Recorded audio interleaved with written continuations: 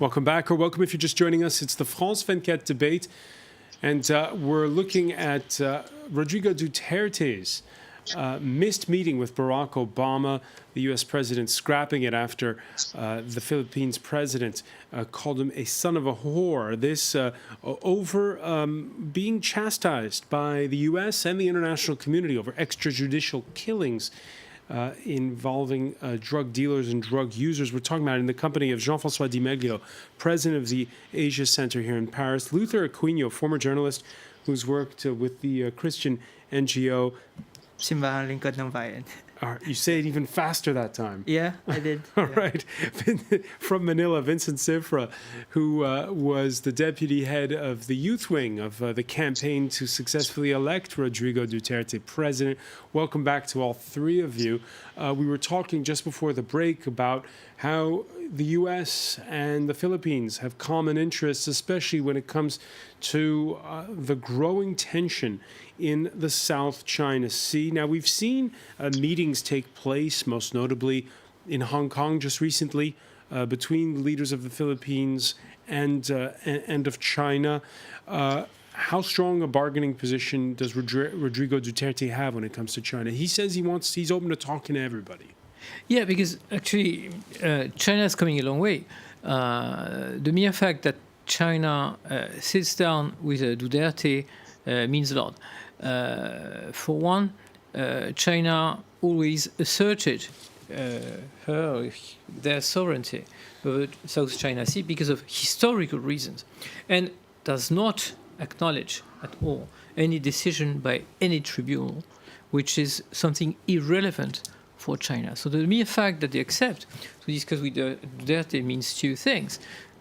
One, that there is an issue which they always denied, and also it reflects a slight change in Philippines' position, which possibly leads us back to what we were saying about the US, because the former president of the Philippines would not have accepted to discuss anything beyond the court's decision. The court's decision was in favor of Philippines.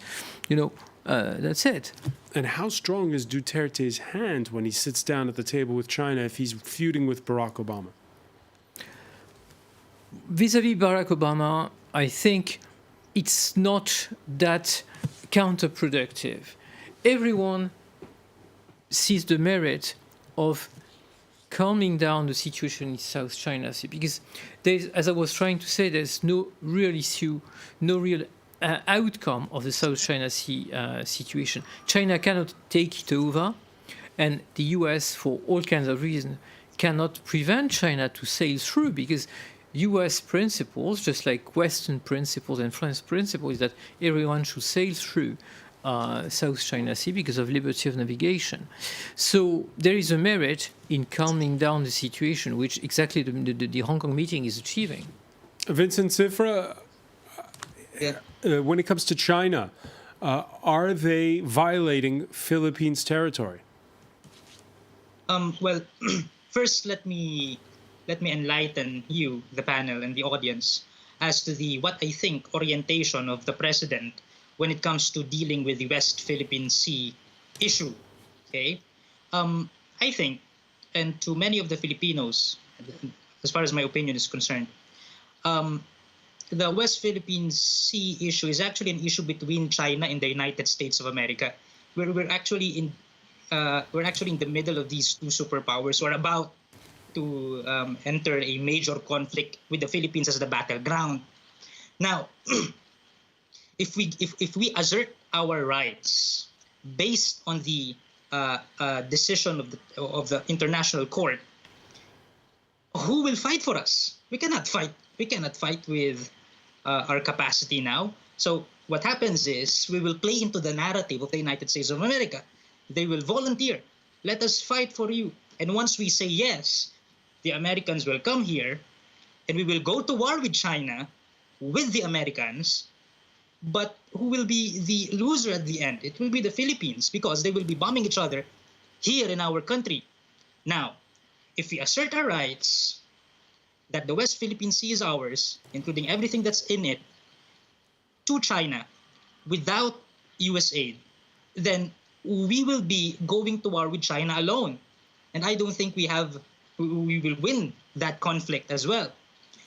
If you are a true patriot, you will think of the option. You will take the option that will benefit your country the best, and that option is talk with your neighbor, speak with your neighbor, revive the bilateral relationship, indulge in bilateral talks with China, and eventually come to an agreement as to how we will benefit from the West Philippine Sea, and consider the offers China gave us, like, for instance, building a railway system in Mindanao and a railway system that will connect the entire country. The United States never offered us that, but China is offering us that now. So that's the orientation of the president that I think everybody needs to be enlightened about first, before judging it in a bigger picture. All right, Luther Aquino, let me ask you, is the Philippines playing it right? And do you agree that it runs the risk of being the United States' proxy? It has. Oh, I mean, that's been the case in many times before in history. I mean, especially in the Cold War. There were Filipino soldiers fighting in Vietnam, for example, fighting with the Americans and other, you could say perhaps, proxy nations like Thailand and other U.S. allies like Australia. But the risk, there is indeed the risk for the Philippines in being caught between the United States and China. I don't know how much of an By the way, appetite- agreement here on the hashtag F24 debate. Sheila saying, oh, come on, America benefited much from our country. They knew it, and they need our land for their military base. Obama got it all. He understands the points of Duterte, said thus that he's a colorful guy. Yeah, I wouldn't say. I mean, that's precisely the thing. The United States still has an interest in keeping the Philippines, in a way, I guess, subservient to its interests, given the kind of geopolitical games it's playing in the region with China. Both China and the United States have an interest in dominating the region. The question, I don't agree with Vincent that the approach for the Philippines would be just to sit down with China in a happy meeting and talk about what benefits the Philippines could get from China. But I do think that it's important for the Philippines to assert its independence from these two superpowers. Of course, eventually, the main concern, for example, when at the time when war is knocking at the doorstep of the Philippines, would be how could you best prevent casualties. But ultimately, in the long run, the question for the Philippines would be how would it be able to go on a way in terms of its foreign policy that would not only assert its sovereignty over the regions it claims, as opposed to China's claims, but would also radically lessen the kind of dependence it still has in the United States. And I think the way forward would be to deepen the relationship between the U.S. and its neighbors in Southeast Asia, not across the Atlantic or not northward to China. So to lean more towards the West is probably more in the Philippines' interest, is what you're saying. Not the West the way it's leaned before, like not the U.S., but its neighboring countries, the countries closest to it, the countries in Southeast Asia. Jean-François Di Meglio. Yeah, actually, the whole thing shows that there is a kind of shift of power in the region. You know, a few years ago, there was absolutely no challenge to the fact that what you call West Pacific, or this part of the ocean, was under full control by the US. It's quite normal from a leader of the Philippines, like from the leader of South Korea, or sometimes even Japan, to question the support that they still enjoy from the US, because in spite of the famous... Yeah, this ambivalence that we're hearing from the Philippines, it's exactly what we're hearing in those other countries. In spite of a famous speech by Hillary Clinton at Georgetown University about the pivot to Asia, which then changed to the shift towards the Pacific in the US policy, it's not yet fully obvious that the US are stressing so much their support to the countries in the region. They are all in deep doubt. And that's the reason why you mentioned Japan in your report. Japan should not even mention about South China Sea. Why does Japan involve in South China Sea? Japan is concerned about East China Sea, the Senkaku and all this. But last year, at the Shangri-La meeting, which is the meeting of the defense ministers in Southeast Asia, the Prime Minister of Japan said that Japan will involve in regional security. That means there is some unsettlement, some unsettling feelings in the region. And this expresses all. A new tension. We've been talking in the France 24 debate here. We're into part 2 of our discussion, and we haven't really addressed why Rodrigo Duterte got angry. And let's talk about that a little bit.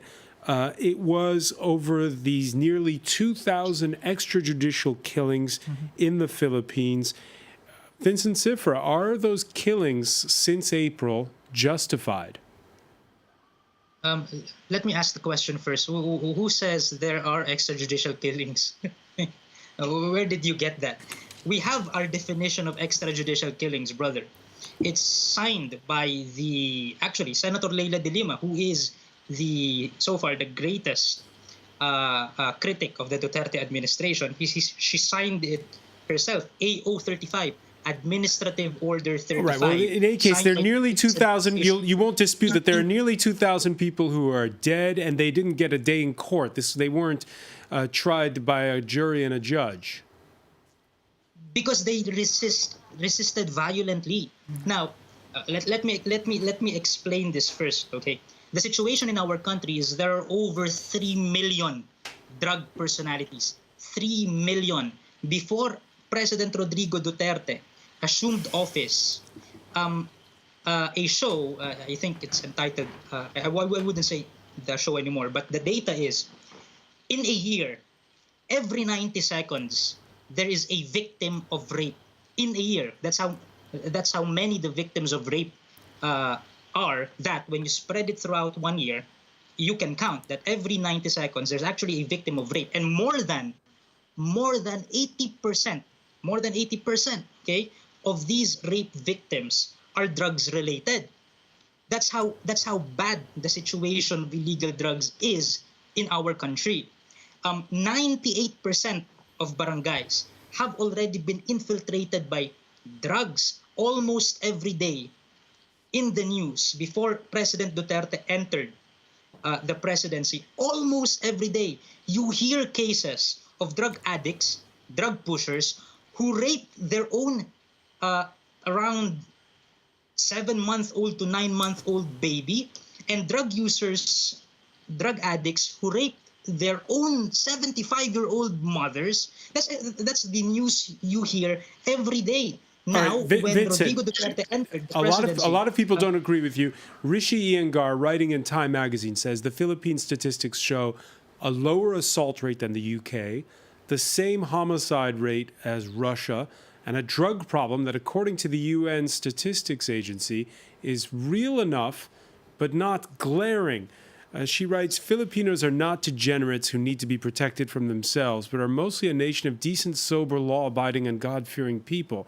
37% of Filipinos attend church on a weekly basis. Less than 20% of Americans do. This crime issue, Luther Aquino, is it real? How serious is it? Or is it a perception problem? No, I do think it's real. The question now is the president himself even further strengthening this situation of lawlessness in many parts of the country? I think he's running on he won in a platform of improving the security and the peace and order situation of the country, but now. I talk to my friends. I talk to people. I talked to a lot of people before the elections as well, and they did speak of in many of the most remote, the remotest areas of the Philippines, and also many of the urban centers. The drug issue is a real issue, but the question now is whether is the president taking the right approach by abetting, by saying, for example, that he would protect policemen who in the line of duty, managed to kill so many people. If President Duterte really wants to promote an atmosphere of peace and security in the Philippines, human rights is not just a dispensable thing. Human rights is the condition by which he would be able to ensure that the Filipino people would be able to live in peace and security. And that's not up for discussion also because of, President Duterte swore to defend the Constitution. And the Constitution has, the Philippine Constitution does guarantee that every human being in the Philippines deserves a day in court, for example. Our friend from the Philippines, Vincent, didn't really answer the question, for example, if these killings are justified. So, and you hear from the news, for example, that one of the latest casualties in this drug war is a very young child of 4 years old, or 5 years old. And you'd have to wonder, and she's not the only one. You see also many different casualties of different backgrounds, and you have to wonder, what kind of war is the president waging? Sure, he could combat the drug problem, but a war with so little regard for the rights of so many people, people who could very well be innocent, it's being lost along the way. Jean-François Di Meglio, there are precedents in the region. I know that Thailand's former Prime Minister Thaksin Shinawatra undertook a similar big mass arrest, mass violence tactics when it came to drugs. How did that go? Yeah, well, how did that go? Well, Thailand is still quite a nexus in drug dealings in the region. You know, we all know, even in our countries, how hard it is to really stop this type of guilt and practices. Indonesia has exactly the same issues. Actually, you have a story of countries with two faces. There is one side of Philippines which fortunately is very constitutional, but you have, of course, pockets of unlawful territories in the Philippines. And of course, it's very difficult to bridge the gap. Yeah. On Facebook, this comment from George: do not interfere. Please clean your backyard first before criticizing others. Take a look on the others. Take a look elsewhere. If the addicts can't be suppressed, they will bring more criminality in the communities, like rapes, holdups, murders. We Filipino people are feeling safer now in our homes than before. Why is this such an issue? Well, because as I said, when you usually walk in the streets of Manila, you know that there are parts of the city where you can, walk safely, but you also can find pockets of, residences where people are protecting themselves because they know that danger is all around. I think this is what the crackdown is about.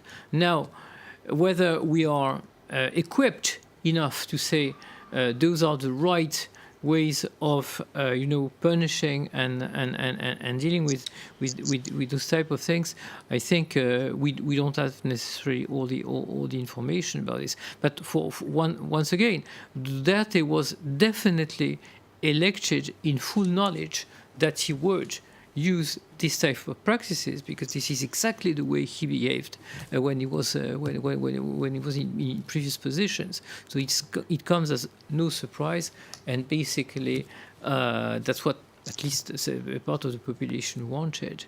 Now, whether it's enough. Let me ask Vincent Surfer on this, because we've seen that for this war on drugs that Duterte is leading, he's also slashed the health budget. There have been cutbacks in many government services.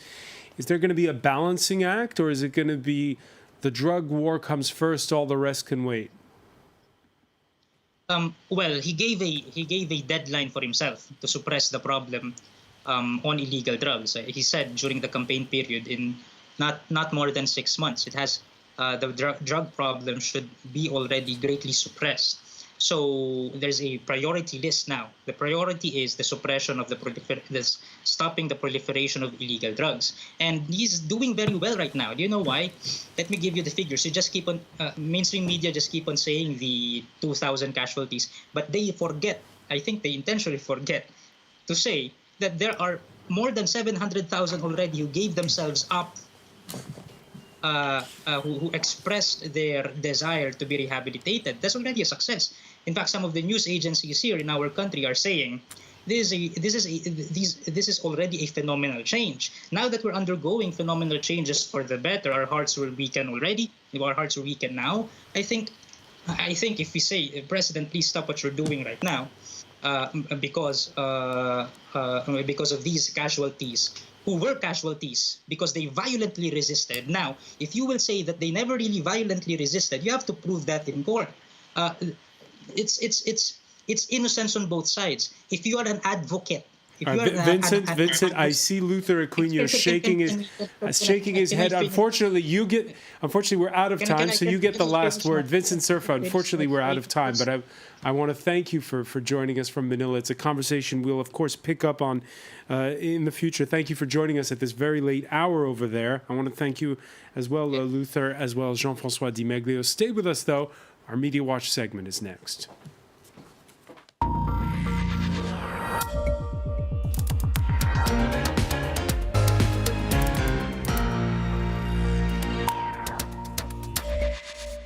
And we say hello to Diptyque Laurent. Hi, François. We're looking a lot at the reactions to that so-called apology from Duterte to Obama. I'm not quite sure how apologetic he is. I mean, in any case, he does regret cursing Obama. That's what a lot of the press are reporting. But if you look at the wording, it's very elusive, you know. He sort of regrets that it came across, quote, as a personal attack on the president, i.e., sorry you got offended, but, you know, that's the way it is. And on the Facebook page of Duterte's office, they actually say that the comments were directed at a reporter who was asking rather annoying questions. It was not even directed at Obama at all.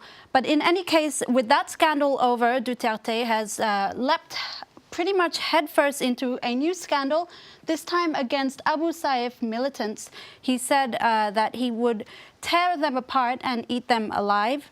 Now, these militants have, of course, been behind some deadly attacks in the country. Including the one last Friday in Davao City. Right, and Duterte has promised swift action against these militants. Maybe not this swift, one might imagine. He promised to carve their torsos open and then eat them alive as long as he had some salt and vinegar to wash it down. Luther Aquino, your reaction? Well, Abu Sayyaf is definitely a problem for the Philippines. And President Duterte has said he would, this is one of the groups he would wage war on. And it's definitely a problem. Fortunately, I mean, there are things that I think the president is doing that I think is right, like engaging in peace negotiations with other armed groups. For example, the Communist insurgency, which is the longest one in Asia. It's been around for 47 years. And other armed groups of Muslims who are waging a political struggle, not really a religious war. It's Abu Sayyaf that's been a big problem for the Philippines for a long time now, given their fundamentalist ideology and ties to even ISIS now. So I guess it's his style to say that he would eat them alive, but it's definitely a group that needs to be dealt with. Well, it's, you know, the thing is, it's not the first time we know that he's made these outrageous comments. The South China Morning Post have actually helpfully put together a list of his outrageous statements. They've called it Diplomacy Duterte style. So far, he's called the UN useless and told them to shut up. U.S. Ambassador to Manila, Philip Goldberg, was called, quote, gay, and also a son of a after Goldberg criticized Duterte over his comments about wanting to rape a beautiful Australian missionary. Not even the Pope is safe from Duterte his verbal attacks. And this in Asia's most populous Catholic country. The last time he visited, Duterte called the Pope a son of a you-know-what, after the pontiff's visit to Manila caused a traffic jam. Now, on Twitter, one Twitter user actually says it might be a blessing in disguise for the U.S. They actually owe Philippines a debt of gratitude for giving them a preview of what life would be like if Donald Trump were president. Oh, dear. And, of course, all this is all happening as the ASEAN summit is taking place. That's right. And, you know, at this summit, Duterte has been forced to defend this so-called war on drugs. And, I mean, the latest victim was a 4-year-old today who was shot while riding on the back of her father's motorcycle. And rather crudely, the police sort of tried to justify her death as being collateral damage. On Twitter, this has sort of been lampooned. This Twitter user saying, you know, you are butchers in response to what the Philippine authorities were saying in Laos. You are butchers, and the fact that you killed a 4-year-old girl and tried to call it collateral damage makes you even more so. So that's sort of the reaction on Twitter. All right, but some are, as we saw, defending him as well, something you'll be picking up on a little bit later on. I want to thank you, Diptyque Laurent. I want to thank our panel once again. Thank you for joining us here in the France 24 debate.